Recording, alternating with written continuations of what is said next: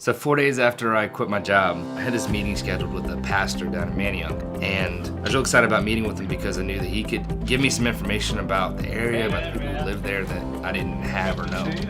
I go to meet with him, and we're sitting in his living room. I'm just telling him my story and what I hoped to be able to do and start there at the movie theater in Manayunk. And as I'm telling the story, he just stops me, and he looks at me and he says this: "Kent, we've been praying for someone just like you to come and start a church that would reach all these young people.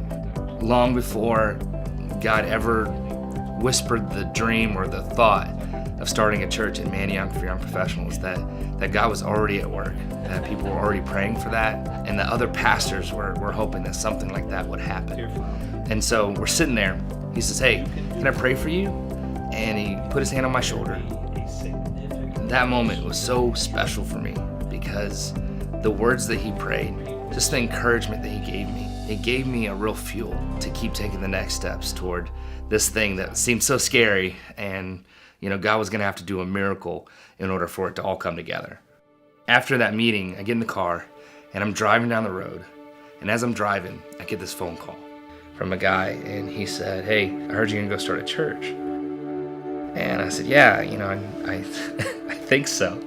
And he said, "Well, we want to help. What can we do?" And I said, "Oh, well, just pray. We just need people to pray." And he said, "Well, of course we're going to pray, but what can we do to help you financially?" I didn't really know this guy, and he didn't really know me.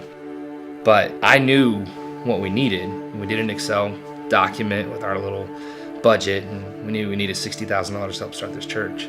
And the issue was I'd never seen $60,000. I didn't know anybody who had $60,000. And giving me $60,000 was a good way to lose $60,000. That's all that was.